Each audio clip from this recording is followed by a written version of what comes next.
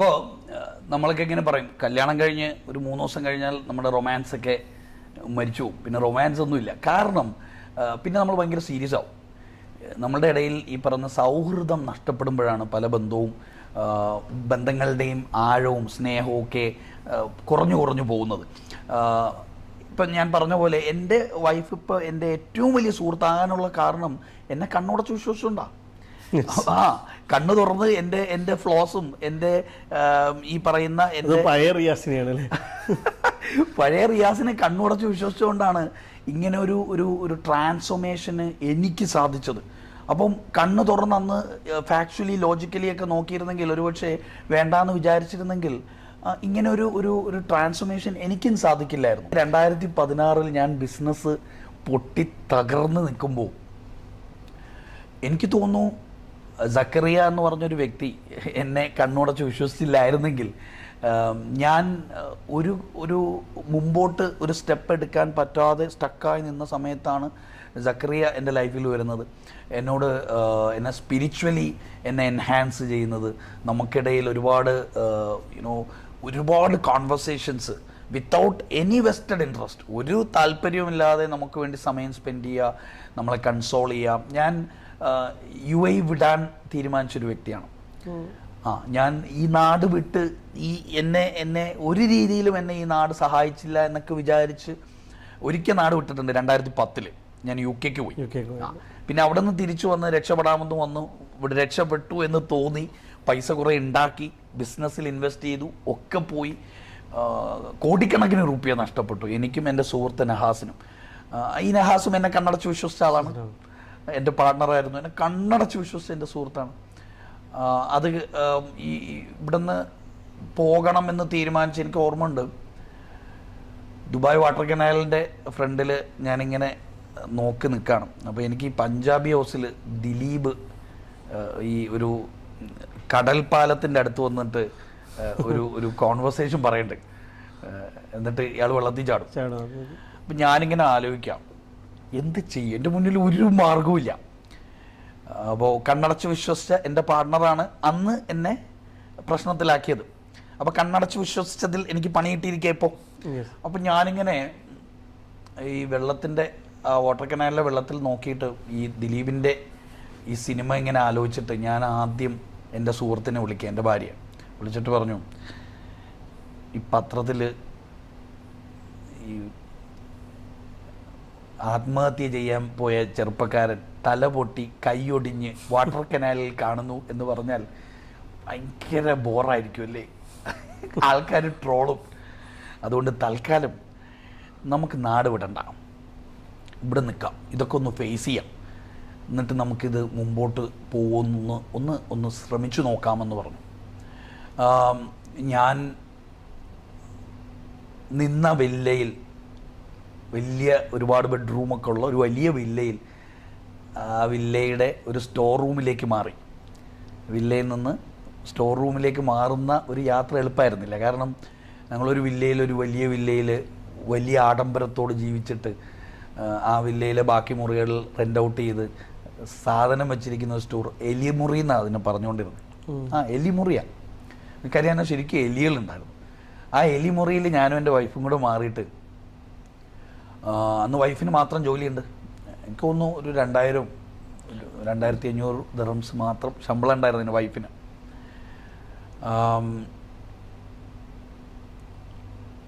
നാട്ടിൽ കുറച്ച് പൈസ അയച്ചാൽ പിന്നെ ഈ വാടക കൊടുത്താൽ ഞങ്ങൾക്ക് 60 ദിർഹംസ് ഉണ്ടാവും ഒരു മാസം ബാലൻസ്. റെൻ്റ് കൊടുത്ത് നാട്ടിൽ എൻ്റെ ഉമ്മയപ്പാക്കും പൈസ കൊടുത്തു കഴിഞ്ഞാൽ പിന്നെ ഉള്ളത് 60 ദിർഹംസ്. അപ്പോൾ ആഴ്ചയിൽ 15 ദിർഹംസാണ്, ഒരു ദിവസം 2.5 ദിർഹംസാണ്. ഒരു ഇറാനിയൻ റൊട്ടി കിട്ടും, 1 ദിർഹംസ് കൊടുത്ത 2 റൊട്ടി വരും. അപ്പോൾ പിന്നെ ലിച്ചി എന്ന് പറഞ്ഞിട്ടൊരു ജ്യൂസ് ഉണ്ട്, ലിച്ചി കണ്ടിട്ടുണ്ടോന്ന് അറിയാം. ഞാനിപ്പോഴും പറയാം, ലിച്ചി ഇപ്പം കണ്ടാലും എനിക്കും അറിയത്തിനും വയറ് നിറയും. 4 മാസം ഞങ്ങളുടെ ബ്രേക്ക്ഫാസ്റ്റ് ആയിരുന്നു. അപ്പോൾ ലിച്ചി കാണുമ്പോൾ തന്നെ വയറ് വീർക്കും. കാര്യം 4 മാസം 50 വിൽസ് ആയിരുന്നു ലിച്ചി, 25 വിൽസ് ഒരെണ്ണം, 50 വിൽസിൻ്റെ 2 ലിച്ചി, 1 ദിർഹംസിൻ്റെ ഒരു റൊട്ടി, പിന്നെ 1 ദിർഹംസ് ഉണ്ട്. അത് ഈ തൈര് മേടിക്കും. അത് തൈര് പിന്നെ കറിയൊക്കെ ആക്കിയിട്ട് ഇതായിരുന്നു ഞങ്ങളുടെ ബ്രേക്ക്ഫാസ്റ്റും ലഞ്ചും ഡിന്നറും. അന്ന് ഞങ്ങളെ കണ്ണടച്ച് വിശ്വസിച്ചത് കൊണ്ടാണ് ഞങ്ങൾക്കത് പട്ടിണിയാണെന്ന് തോന്നാത്തത്. അത് ആലോചിക്കുമ്പോൾ അത് പട്ടിണിയായിട്ടൊക്കെ തോന്നുന്നുണ്ട്. അയ്യോ അതൊരു പട്ടിണിയല്ലേ, എങ്ങനെ 2.5 ദിർഹംസ് കൊണ്ട് ഒരാൾക്ക് ജീവിക്കാൻ പറ്റുക, അത് 2 പേർക്ക് UAE-ൽ പട്ടിണി കിടക്കണമെങ്കിൽ UAE-ൽ 100 ദിർഹംസ് വേണമെന്നൊക്കെ ഇന്ന് ഞാൻ പറയാറുണ്ട്. അന്ന് എനിക്ക് അത് പട്ടിണിയായിട്ട് തോന്നാത്തത് ഞാൻ എൻ്റെ ഭാര്യയെ കണ്ണുടച്ച് വിശ്വസിച്ചുകൊണ്ടാണ്, ഭാര്യയെ എന്നെ കണ്ണുടച്ച് വിശ്വസിച്ചുകൊണ്ടാണ്. അത് ഞങ്ങൾക്ക് പട്ടിണിയായിട്ടേ തോന്നിയില്ല, അതൊരു വലിയ അനുഗ്രഹമായിട്ട് തോന്നി. We took it with lot of confidence. ഞങ്ങളതൊരു ഹ്യൂമറായിട്ട് എടുത്തു, ഞങ്ങളത് എൻജോയ് ചെയ്തു. വീട്ടുകാരെ പട്ടിണിക്ക് ഇടുന്നില്ലല്ലോ എന്നൊരു സമാധാനം ഞങ്ങൾക്ക് ഉണ്ടാക്കി. മുമ്പോട്ട് പോയി കടങ്ങളൊക്കെ നമ്മൾ സെറ്റിൽ ചെയ്ത് കഴിഞ്ഞിട്ട് ഞാൻ UAE നിർത്തിപ്പോകാൻ തീരുമാനിക്കാം. അപ്പോൾ എനിക്കൊരു കോൾ വരാം. എൻ്റെ പഴയ CV, അതായത് ഞാൻ UAE-ൽ 2010 ഇരിക്കുമ്പോൾ ഉണ്ടായിരുന്ന CV കണ്ടിട്ട് ഒരു HR എന്നെ വിളിച്ചിട്ട് പറഞ്ഞു, റിയാസ് ഇങ്ങനെ അവൈലബിൾ ആണോ, ഇങ്ങനെ ഒരു പൊസിഷൻ ഉണ്ട്. അപ്പം അയാൾ എൻ്റെ അന്നത്തെ പ്രൊഫൈൽ കണ്ടിട്ടാണ് വിളിക്കുന്നത്. ഇന്ന് ഞാൻ ബിസിനസ്സൊക്കെ നടത്തി വലിയ ഗംഭീരമായിട്ട് ജീവിച്ച് ആഡംബരത്തിൻ്റെ എല്ലാ കൊടുമുടിയിലൊക്കെ നിന്നിട്ട് എന്നെ വിളിക്കുന്നത് ഒരു സെയിൽസ് എക്സിക്യൂട്ടീവായിട്ട് ജോലി ചെയ്യാനാണ് വിളിക്കുന്നത്. വളരെ നിസ്സാരമായൊരു ശമ്പളവും പറഞ്ഞു. ഞാൻ പറഞ്ഞില്ല, നാട്ടിൽ പോവാണ്, ഞാനിങ്ങനെ നാട്ടിൽ പോകാനുള്ള ഒരു പ്രിപ്പറേഷനിലാണ്. അപ്പോൾ ആൾ പറഞ്ഞു, നിങ്ങളൊന്ന് ജസ്റ്റ് ഒന്ന് വരണം, ഒന്ന് വന്നിട്ട് പോകും, നിങ്ങൾ നാട്ടിൽ പോക്കോ, പക്ഷെ എന്നെ ഒന്ന് കണ്ടിട്ട് പോകും. ബിജോയാണ് കേട്ടോ, ബിജോ. കണ്ണുടച്ച് വിശ്വസിച്ച ആൾ തന്നെ. അപ്പോൾ ബിജോ അടുത്ത് ഞാൻ ഇൻ്റർവ്യൂവിന് പോകുമ്പോൾ ഞാൻ ബിജോ അടുത്ത് പറഞ്ഞില്ല ഞാനിങ്ങനെ ഒരു ബിസിനസ് ചെയ്ത് ബിസിനസ് പൊളിഞ്ഞ് നാട്ടിൽ പോകാൻ നിൽക്കുന്ന ആളാണെന്നൊന്നും പറഞ്ഞില്ല. അപ്പോൾ എൻ്റെ റെസ്യൂമേ പുള്ളിക്ക് കൊടുക്കുമ്പോൾ പുള്ളി ഇങ്ങനെ നോക്കിയിട്ട് പറഞ്ഞു, അയ്യോ ഞാൻ പഴയ റെസ്യൂമേ വെച്ചിട്ടാണ് നിങ്ങളെ കോൺടാക്ട് ചെയ്തത്, ഞങ്ങളുടെ സാലറി സ്കെയിൽ ഇതാണ്, ഞങ്ങളുടെ പൊസിഷൻ ഇതാണ്. I would tell you to join us because ഇതൊരു വലിയ സാധ്യതയുള്ള ഇൻഡസ്ട്രിയാണ്, ഓട്ടോമോട്ടീവാണ്. അപ്പോൾ ഞങ്ങൾക്ക് ഒരുപാട് വലിയ ക്ലയൻസ് ഉണ്ട്, നിങ്ങൾക്കൊന്ന് സ്റ്റാർട്ട് ചെയ്യാൻ പറ്റുമോ ചോദിച്ചു. ഒരു കരിയർ ബ്രേക്ക് എടുത്ത് റീസ്റ്റാർട്ട് ചെയ്യുന്ന പോലെ നിങ്ങൾക്കൊന്ന് സ്റ്റാർട്ട് ചെയ്യാൻ പറ്റുമോ എന്ന് ചോദിച്ചു. ഞാൻ ആലോചിച്ചു, ചെറിയ റെസ്പോൺസിബിലിറ്റിയാണ്. ബിസിനസ് ചെയ്ത് ഒരു 10-15 പേർക്ക് ശമ്പളം കൊടുത്ത് നിന്നിട്ട് ഒരു ചെറിയ എക്സിക്യൂട്ടീവ് ആകുമ്പോൾ I will get lot of time. അപ്പം കുറേ വായിക്കാം, പഠിക്കാം. അപ്പം ഞങ്ങൾ തീരുമാനിച്ചു എന്തായാലും തോറ്റു പോകണ്ട, വീണ്ടും സ്റ്റാർട്ട് ചെയ്യാം. അങ്ങനെ സ്റ്റാർട്ട് ചെയ്യുമ്പോൾ എൻ്റെ ഫസ്റ്റ് ഡേ കേട്ടോ, എൻ്റെ ജീവിതത്തിലെ അടുത്ത ടേണിംഗ് പോയിൻ്റാണ്. എന്നെ കണ്ണുടച്ച് വിശ്വസിച്ചതിൻ്റെ അടുത്ത തെളിവാണ്. ഞാൻ ജോലിക്കായിട്ട് ഓഫീസിലേക്ക് വണ്ടിയെടുത്ത് പോകാൻ ഇറങ്ങുമ്പോൾ എനിക്കൊരു കോൾ വരികയാണ്. എൻ്റെ ഡയറക്ടറാണ്, നവാസ് സുബൈറാണ്. നവാസ് എന്നെ വിളിച്ചിട്ട് പറഞ്ഞു, ഷാർജയിൽ എൻഡിൽ ഒരു അഡ്നോക്കിൻ്റെ ഒരു അക്കാഡമി ഉണ്ട്, അങ്ങോട്ട് വരാൻ പറഞ്ഞു. ലൊക്കേഷനും ഷെയർ ചെയ്ത് തന്നു. അപ്പോൾ എൻ്റെ കൂടെ അന്ന് ജോയിൻ ചെയ്ത വേറൊരു കക്ഷിയും എൻ്റെ കൂടെ ഉണ്ട്, ജൂഡ്.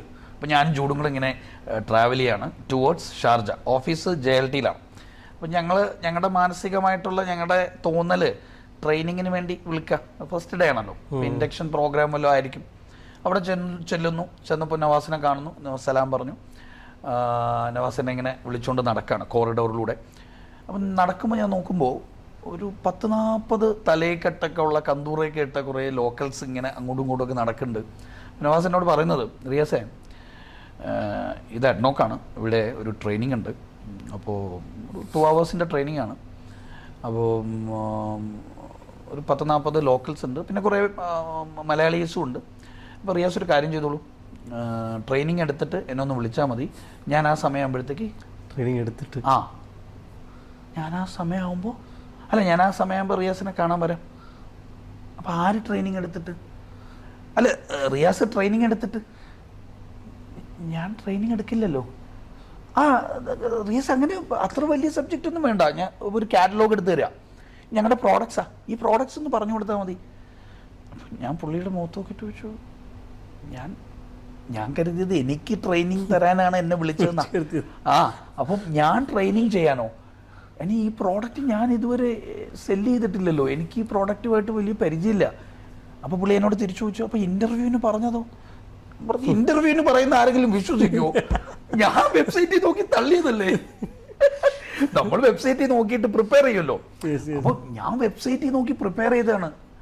അപ്പം അത് എനിക്കങ്ങനെ പ്രോഡക്റ്റിന് നോളജ് ഒന്നും ഇല്ല. പുള്ളി എന്നോട് പറഞ്ഞു, റിയാസ് ഒരു 2 മിനിറ്റ് ആലോചിച്ചിട്ട് റിയാസ് എൻ്റെ അടുത്ത് വാ, ഞാൻ വണ്ടിയിലിരിക്കുക, എനിക്കൊരു ഫോൺ കോൾ ഉണ്ടെന്ന് പറഞ്ഞു. ഞാൻ 2 മിനിറ്റ് ആലോചിക്കാൻ നിൽക്കുക. ആ കോറിഡോറിൽ ഞാനിങ്ങനെ മതിലിൽ ചാരി നിന്നിട്ട് ആലോചിക്കാം, ഇയാൾ എനിക്ക് പണി തരാനാണ്. കാരണം ഉറപ്പാണ് അഡ്നോക്ക് പോലൊരു വലിയ പ്രീമിയം ക്ലയൻറ്റിൻ്റെ മുന്നിൽ പ്രൊഡക്റ്റ് പ്രസൻറ്റേഷൻ ഞാൻ ഒറ്റയ്ക്ക്, ഞാൻ ഇന്ന് വരെ ട്രെയിൻ ചെയ്തിട്ടില്ല. അപ്പോൾ ഉറപ്പാണ് ഇയാൾ എന്നെ പണി തരാൻ വേണ്ടിയാണ്, മിക്കവാറും എൻ്റെ ജോലി കളയാൻ വേണ്ടിയായിരിക്കും, അല്ലെങ്കിൽ പിന്നെ എന്നെ ഇങ്ങനെ ഒരു പൊസിഷനിൽ കൊണ്ടിടേണ്ട ആവശ്യമില്ല. അപ്പം ഈ ചിന്തയ്ക്ക് ആഘാതം കൂട്ടാനായിട്ട് എൻ്റെ അടുത്ത് ജൂഡുണ്ട്. മോനെ പണിയാണ്, എന്നെ വിളിച്ചില്ലല്ലോ, നിന്നെ വിളിച്ചത്, ഇത് മിക്കവാറും പണി പോകും. പണി പോകുന്നേക്കാൾ വലിയ പ്രയാസം ഈ കന്തൂറ, എൻ്റെ മുന്നിൽ നിൽക്കുന്ന കന്തൂറകളാണ്. ഈ വെള്ളമൊക്കെ ഇട്ട് ഏതാണ്ട് മറ്റേ മരണ വീട്ടിൽ നമ്മൾ മറ്റേ ഇതൊക്കെ ആത്മാക്കളെയൊക്കെ കാണുന്ന പോലെയാണ്. വൈറ്റൊക്കെ ഇട്ട് ഇങ്ങനെ ഒരു 10 തോപ്പം കൊണ്ട് നിൽക്കുക. ഞാനിങ്ങനെ തിരിച്ചയാളോട് പറയാൻ പോവാ, ഇതെനിക്ക് പറ്റില്ല, വേണമെങ്കിൽ ഐ വിൽ റിസൈൻ. കാരണം എന്നോട് പറഞ്ഞ ജോലിയല്ലേ ഇത്. പറയാനിങ്ങനെ നടക്കുന്ന വഴിയിൽ, അപ്പോൾ ആദ്യത്തെ ത്രെട്ടാണ് എൻ്റെ മനസ്സിൽ വന്ന ആദ്യത്തെ ആണ് ത്രെട്ട്. നടക്കുന്ന വഴിക്ക് വേറൊരു എൻ്റെ മനസ്സിൽ കയറി വന്നു, ട്രസ്റ്റ്. ആ, ഈ പഹയൻ എന്നോടുള്ള ട്രസ്റ്റ്. ആളാകെ എന്നെ കണ്ടത് 20 മിനിറ്റാണ് ഇൻ്റർവ്യൂവിന്. ആ 20 മിനിറ്റ് ഞാൻ പറയുന്നത് കണ്ണുമടച്ച് അയാൾ വിശ്വസിച്ചത് കൊണ്ടാണ് ഇത്രയും വലിയൊരു ക്ലയൻറ്റിൻ്റെ മുന്നിൽ ഒരു അഡ്നോക്ക് പോലൊരു വലിയ പ്ലാറ്റ്ഫോമിൽ ട്രെയിൻ ചെയ്യാൻ എനിക്കൊരു അവസരം തന്നത്. കണ്ണുടച്ച് വിശ്വസിച്ചുകൊണ്ടാ, എന്നെ കണ്ണുടച്ച് പ്യുവർലി വിശ്വസിച്ചുകൊണ്ട് മാത്രം. അയാൾക്ക് വേണമെങ്കിൽ അയാൾക്ക് വേറെ ആരെയും കൊണ്ടും ഇത് ചെയ്യാം. എന്നിലുള്ള വിശ്വാസം 20 മിനിറ്റ് ഞാൻ പറഞ്ഞതിൽ അയാൾ വിശ്വസിച്ച് എനിക്കിങ്ങനെ ഒരു അവസരം തരുമ്പോൾ അയാളെ ഞാൻ പരിഗണിക്കണ്ടേ? ഞാൻ എന്ത് ചെയ്തു, ഞാൻ അയാളോട് പോയി അടുത്ത് ഇത് പറയാൻ പോവുകയാണ്, എന്താണ് ഞാൻ ചെയ്യാമെന്ന്. ഞാൻ പറയാൻ പോയി, ഞാനിങ്ങനെ വിൻഡോ തട്ടിയപ്പോൾ അയാൾ എന്നോട് പറഞ്ഞ് ഞാൻ 2 മണിക്കൂർ കഴിഞ്ഞിട്ട് വരാം എന്ന് പറഞ്ഞിട്ട് അയാൾ പോയി. ഞാൻ പറയാൻ പോലും കാത്തുന്നില്ല, ആള് പോയി. അയാൾക്ക് ട്രസ്റ്റ് ഉണ്ട്. അയാൾ അപ്പോഴും എന്നെ വിശ്വസിച്ചു. തിരിച്ചു പോയി കാറ്റലോഗ് എടുത്ത് നോക്കി, എനിക്കൊന്നും മനസ്സിലാവുന്നില്ല.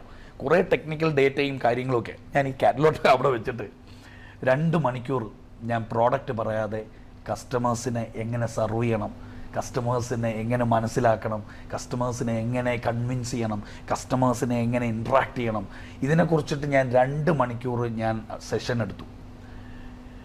സത്യം ഫർഹാൻ, എൻ്റെ ലൈഫിൽ ഞാൻ ആദ്യമായിട്ട് സ്റ്റാൻഡിങ് ഒവേഷൻ ഞാൻ നോക്കിയപ്പോൾ ഏറ്റവും ബേക്കിൽ നിന്ന് ഒരു കന്തൂറിട്ട് ഒരാൾ എഡിറ്റ് ചെയ്തിട്ട് ക്ലാപ്പ് അടിച്ചിട്ട് പറഞ്ഞു, this is what we want. Product അല്ല വേണ്ടത്, കസ്റ്റമേഴ്സിനെ എൻഗേജ് ചെയ്യണം. നമ്മുടെ പിള്ളേർക്ക് അറിയാത്തതും അതാണ്, കസ്റ്റമേഴ്സിനെ എൻഗേജ് ചെയ്യണം. ഇവര് സെയിൽസ് ഇവരുടെ ഹെഡാണ്. ഈ ഹെഡ് ഇവിടെ ഇരിക്കുന്ന ആളുകളൊക്കെ അതിന്റെ ഹെഡുകളാണോ? 10-40 പേര് regional head, department head, managers, supervisors, പിന്നെ ഉള്ളത് ഈ അവിടുത്തെ സെയിൽസ് സ്റ്റാഫ്സ് ആണ്. അപ്പോൾ അതിൽ ഒരു ഹെഡ് ക്ലാപ്പ് ചെയ്തിട്ട് പറയാം, ഞങ്ങൾക്ക് വേണ്ട ഇതാ, this is what we want. പ്രോഡക്റ്റിന്റെ ഫീച്ചേഴ്സും ബെനിഫിറ്റ്സും അല്ല പറയേണ്ടത്, കസ്റ്റമേഴ്സിനെ സ്നേഹിക്കാൻ പറ്റണം, കസ്റ്റമേഴ്സിനെ ഇൻട്രാക്ട് ചെയ്ത് അവരെ മനസ്സിലാക്കിയെന്ന് അവർക്ക് തോന്നിപ്പിക്കണം. അവരെ മനസ്സിലാക്കിയെന്ന് തോന്നുമ്പോഴാണ് അവർ നിങ്ങളുടെ പ്രോഡക്റ്റ് മേടിക്കുക. ഈ ഐഡിയോളജിയാണ് ഞങ്ങൾക്ക് വേണ്ടത്. Man you have done it. ഞാനിത് കേട്ട് നോക്കിയപ്പോൾ ക്ലാപ്പിൻ്റെ സൗണ്ട് കൂടി. കുറച്ച് കഴിഞ്ഞപ്പോൾ ഇറങ്ങി വന്നു, ആൾക്കാർ ഷേക്ക് ഹാൻഡ് ചെയ്തു. എന്നിട്ട് എന്നോട് പറഞ്ഞു, വിൽ ഗീവ് യു 10 സൈറ്റ്സ്. ഈ സെയിം സാധനം 10 സൈറ്റിൽ ഒന്ന് പോയി ചെയ്തു നോക്കണമെന്ന് പറഞ്ഞു. നവാസ് വരുമ്പോൾ നവാസ് കാണുന്നത് ഇവരെന്നോട് ഈ 10 സൈറ്റിൽ നമുക്ക് ഈ സെയിം സാധനം ചെയ്യാനുള്ളൊരു ഓപ്പർച്യൂണിറ്റി തന്നു. പിന്നീട് അങ്ങോട്ട് 2 മാസം കഴിഞ്ഞപ്പോൾ അഡ്നോക്കിൽ നിന്ന് നമ്മൾ വി സൈൻഡ് എ കോൺട്രാക്ട്. അഡ്നോക്കിൽ ഏത് എംപ്ലോയീസിന് റീറ്റെയിൽ എടുത്താലും നമ്മുടെ ഇൻഡക്ഷൻ പ്രോഗ്രാം കഴിഞ്ഞിട്ടേ അവർ ഓൺബോർഡ് ചെയ്യുള്ളൂ. അങ്ങനെ ഒരു വലിയ കോൺട്രാക്റ്റിലേക്ക് പോയത് നവാസ് എന്നെ കണ്ണടച്ച് വിശ്വസിച്ചുകൊണ്ടാണ്.